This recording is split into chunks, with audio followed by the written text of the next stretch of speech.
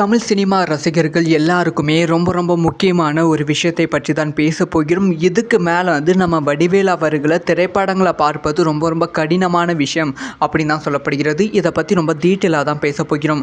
அதாவது வடிவேலு அவர்களோட second innings அப்படின்னு தான் இதை சொல்ல வேண்டும். ஏன்னா அதிமுக ஆட்சியில் இருக்கிற வரைக்குமே வடிவேலால் எந்த திரைப்படத்தையும் நடிக்க முடியவில்லை. அதுக்கப்புறமா திமுக ஆட்சிக்கு வந்துட்டு அப்புறமா வடிவேலு அவர்கள் அடுத்தடுத்த திரைப்படங்களில் கமிட் ஆகி நடித்து கொண்டு இருந்தாங்க. ஆனால் வடிவேலு அவர்களோட அடுத்தடுத்த திரைப்படங்களும் எதிர்பார்த்த அளவுக்கு மிகப்பெரிய வெற்றி கிடைக்கவில்லை. ஃபர்ஸ்ட் மாதிரி ரசிகர்கள் வடிவேலு அவர்களோட காமெடியை ரசிப்பதும் இல்லை அப்படின்னு சொன்னார்கள் விமர்சனத்தில். அதைத் தொடர்ந்து மாமன்னன் திரைப்படம் வடிவேலுக்கு பெரிய அளவில் வெற்றி கிடைச்சாலுமே அதுக்கு அடுத்தடுத்து பட வாய்ப்புகள் வடிவேலுக்கு கிடைக்காம தான் இருக்குது அப்படின்னு சொல்லப்படுகிறது. இதுக்கான மிக முக்கியமான காரணமே வடிவேலு அவர்கள் தான். அதாவது வடிவேலு அவர்கள் தயாரிப்பு நிறுவனம் கேட்கும்போது வடிவேலு அவர்கள் ஒரு பெரிய தொகையை சம்பளமாக கேட்கிறார்களாம். சமீபத்தில் கூட ஒரு தயாரிப்பு நிறுவனம் வடிவேல் கிட்ட கேட்டிருந்தாங்க. ஸோ நீங்கள் இந்த திரைப்படத்தில் நடிக்க முடியுமா அப்படின்னு சொல்லி கேட்டதுக்கு வடிவேல் அவர்கள் 6 கோடி ரூபாய் சம்பளமாக கேட்டாங்க அப்படின்னு சொல்லப்படுகிறது.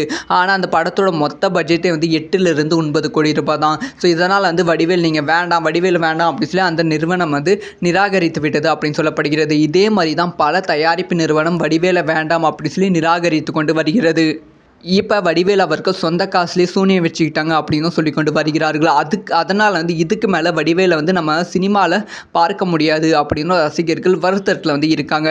இதை பற்றி உங்களோட ஒப்பீனியன் என்ன?